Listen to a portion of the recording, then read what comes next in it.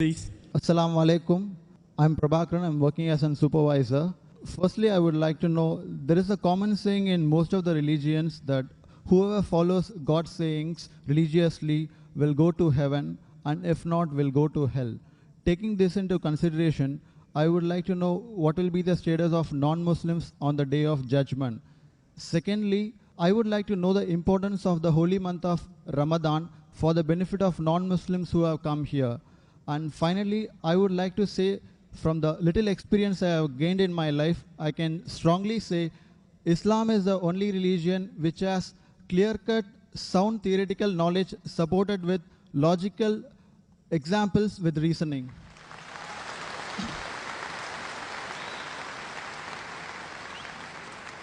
The brothers asked three questions or three statements he had made. The first question was that all the religions say that if you don't believe in the commandments of God, you will go to hell. What will happen to non-Muslim on the day of judgment? Brother, as I mentioned earlier, the Quran says in Surah Nisa chapter 4 verse 48 and Surah Nisa chapter 4 verse 116, Allah, if He pleases, He may forgive any sin, but the sin of shirk, associating partners with God, He'll never forgive. So if a person dies as a non-Muslim and he associates partners with others, he believes in false gods, he does idol worship, he shall never go to heaven. Compulsory he'll go to hell. To go to heaven, you have to believe in one God, worship Him alone, and follow His commandments. Regarding a second question, what is the benefit of the month of Ramadan to the non-Muslims? Quran says in Surah Baqarah chapter 2 verse number 83, fasting has been prescribed to you as it was prescribed to people who came before you, so that you may learn self-restraint. The reason we fast is because we increase our taqwa, our God consciousness, our piety. And Surah Baqarah chapter number 2 verse 185 says, Ramadan was the month in which the Quran was revealed as a guidance to the whole of humanity, as a criteria to judge right from wrong. Ramadan is this month in which the glorious Quran, the last and final revelation, was revealed to the last and final messenger, Prophet Muhammad, peace be upon him. And the Quran says, this Quran is the guidance for humanity, not only for Muslims or for the Arabs, for the whole of humanity. And it is a criteria to judge right from wrong. So this month of Ramadan, how does it benefit the non-Muslims? Quran was revealed in it as a guidance for whole of humanity, Muslims and non-Muslims. Furthermore, beloved Prophet Muhammad said, Ramadan is the month in which the Satans, they are imprisoned. The gates of heaven are open and the gates of hell are closed. That means there are more chances you'll do good deeds. A person does more good deeds in Ramadan, the chances of him doing bad deeds is less. As far as non-Muslims, the message of Islam may go very well in the hearts of the non-Muslims, because the devil, the Satan, the imprisonment. So more chances of the non-Muslims accepting Islam. More chances he'll come closer to Islam. Regarding a third statement, you believe that Islam has got theoretical points in it and it is backed up with reason and logic.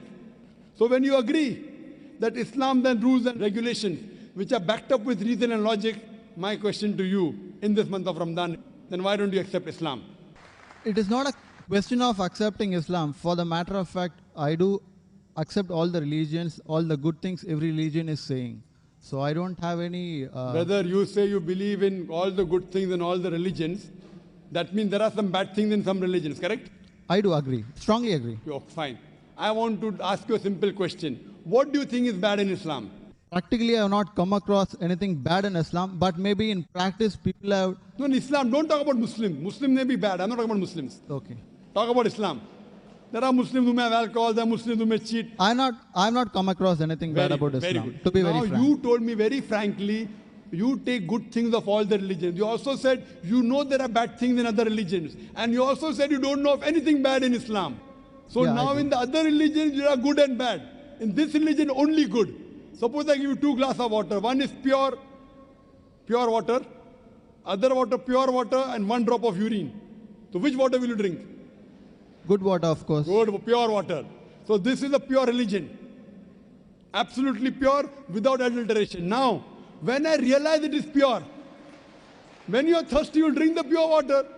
No, I believe it is pure, but I won't drink it. It doesn't make sense. If I want to get admission in a university, I do my survey. This university is the best. Why don't you take admission? No, I'll think about it. If you don't have the money to pay your fees, fine. University is very good, but too expensive. I can't afford the fee. Islam is free. If you agree it's the best, you have to accept it. Or maybe it's a hypocrisy. See, if I agree it's the best, I have to accept it. If you know there are no faults, that means God will question you on the day of judgment. If you agree, God gave you the message in your heart, it is the best religion, why don't you accept it? See, if you agree it's the best, it's illogical. It's illogical not to accept it. If you think there's something bad, I will clarify your misconception now. If you agree it's the best religion, if you agree it's the most logical, unless you are illogical. If you are logical, you have to agree the most logical religion. Unless you consider yourself to be illogical, brother. You know, sometimes, brother, emotions. What will my mother say? What will my father say? What will society say? Muslim! So these things may prevent you from accepting. I agree. It's difficult. It's not easy, brother. But if you are logical, if you are scientific, you have to accept what is best. Therefore, I say, if someone proves to me any religion better than Islam, I will accept it. If someone proves to me today, anytime, there's any religion better than Islam, I am ready to accept. If someone proves to me Christianity is better, I am ready to accept Christianity. Someone proves to me Hinduism is better, I am ready to accept Hinduism. I am not just talking. I have discussions with the doctors of divinity, with the top Christians. I am not a scholar, I am a student. I consider myself to be a student of comparative religion. But I have dialogues and discussions and debates with the top scholars of Hinduism. You know the most popular Hindu speaker is Sri Ravi Shankar. Have you heard of him? Very much. Yes, he agreed with the Quran. I'm a big fan of him, in fact. You are a fan of him, mashallah. Have you seen my debate with Sri Ravi Shankar? No, I've not seen. So you should see the debate with your hero, Yeah. Sri Ravi Shankar, Sure. and the student of comparative religion. Inshallah, if I get an opportunity, definitely. Yes, and since you agree, even he agreed that God has got no images. He agreed in the truthfulness of the Quran. Unfortunately, he didn't accept it. You know why? If he accepts, he will lose all the following. I agree. You agree. Do you have a following? Do you have a following, brother? No, I don't have any following. Very good. So what will you lose? Maybe some friendship, maybe some relatives. It's difficult. It's difficult. But if you know the truth, you should accept it. There's nothing wrong about it. Actually, so far as of now, I have not thought of about this because this is the very toughest and hardest thing in life to make. Think today in the month of Ramadan. You ask me, how does it benefit non-Muslims? It benefits the non-Muslim in opening the heart towards the truth. So I request you to think it over. If not today, yet you have another 3 weeks. Another 2-3 weeks you have till the month of Ramadan. If not today, except in the month of Ramadan, it will benefit you. And inshallah, I can tell you that inshallah, if you accept Islam, all your previous sins will be forgiven. 100%. So today if you accept Islam, if suppose you die today, I can tell for sure you will go to Jannah. I'm not sure about myself, but about yourself I can tell you. Because the moment a person accepts Islam, all his previous sins are forgiven. If you accept Islam and if something happens to you today, I don't know about others. Inshallah, you'll go to Jannah. Thank you very much. So I'm waiting Assalamu for your alaikum. acceptance, brother.